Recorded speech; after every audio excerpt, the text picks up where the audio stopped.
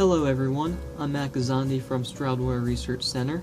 Today I will go through the step-by-step process of entering your initial cross-section measurement data into the staged area predictor. When first surveying and building your cross-section for your site, you will need to input your measurement data into both the discharge rating curve calculator and the staged area predictor. Both will help you develop your water depth to discharge rating curve equation. You will notice a lot of text on all sheets within this calculator. This text provides more detailed instruction as well as notes on any issues that may occur while working within the staged area predictor. Please refer to them if you need any detailed clarification. To start the process of inputting data into the staged area predictor, go to the transect measurement sheet of the workbook. First, enter all names of the people present when you surveyed the cross-section.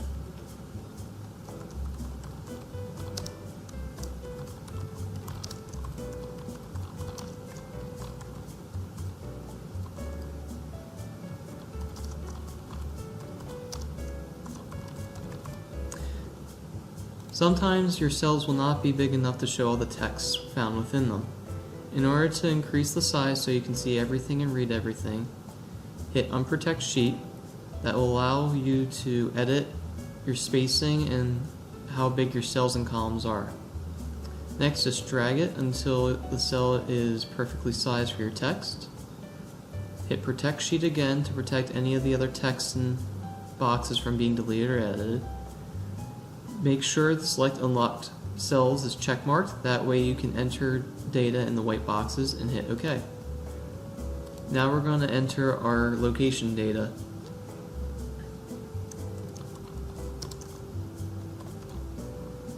This data will help you to identify where your cross-section sensor station are located.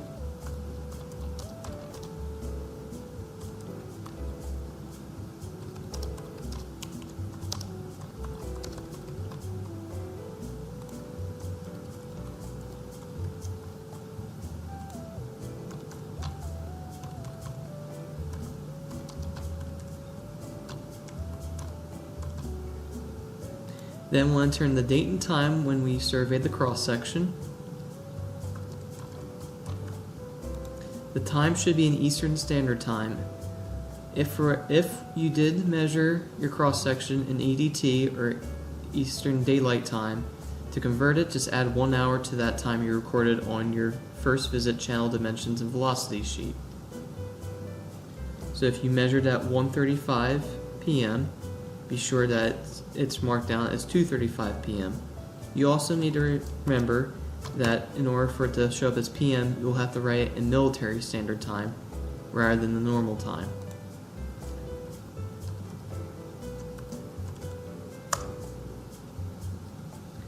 Finally, add in the rest of your important data, such as staff gauge height when you first surveyed and sensor depth.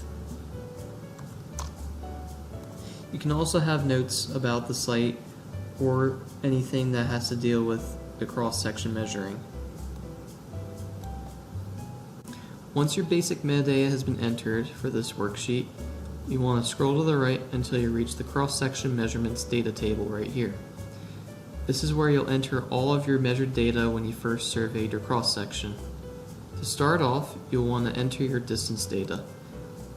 All of these columns right here match exactly with the data sheet sequence. So first visit channel dimensions and velocity can be directly translated from the worksheet into this calculator.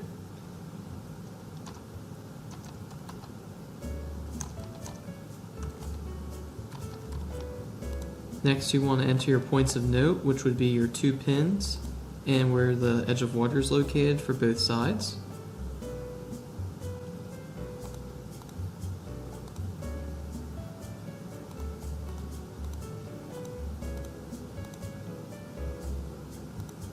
After that, you'll want to enter the total depth numbers and your water depth numbers.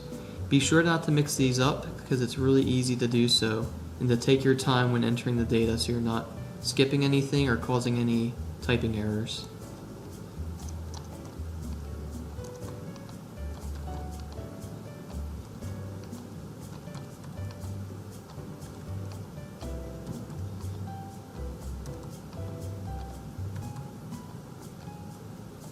You'll want to enter in your comments about any of these measurements. Sometimes there might be debris in the way when you're measuring it. Sometimes there might be stones in the way that could be temporary instead of permanent. This is more of a judgment call when out in the field, but it's always good to record those instances just in case for future reference.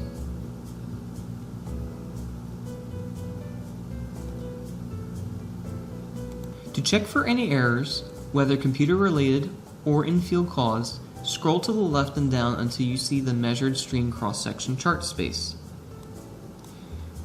This chart shows a pictorial representation of the data you just entered. Imagine that your bank pins are on either side of these lines and you slice your channel in half, where the underground is represented right under this blue line and your water is between this orange line and this blue line right here. The blue line, or black line in your case with your staged area predictor, represents the ground surface. This includes your stream bank and your in-channel stream bed. It's very common to see that this line is jagged or bumpy because it will pick up weird elevations in your stream banks or within your stream channel, rocks and other permanent debris, and even temporary debris such as washed down posts or trash. Anything that's temporary or deemed temporary, which is a field call, should be noted in your comments section along with the represented point for that. Moving on, your orange line right here, or light blue in the case of your staged area predictor, represents your measured water level, which is the water depth at the time that you did your cross-section survey. This line should be relatively flat with very few peaks or valleys. The best outcome would be to have a directly flat line. The reason being, it will affect your next line, which is your average water level, which will be used by the predictor to help measure your cross-sectional area for your discharge calculating. With the staged area predictor filled in with all the appropriate data and information, I will quickly go through its usage when calculating discharge. The staged area predictor provides a predicted cross-sectional area based off the input of a staff gauge height or sensor depth along with the staff gauge to sensor offset.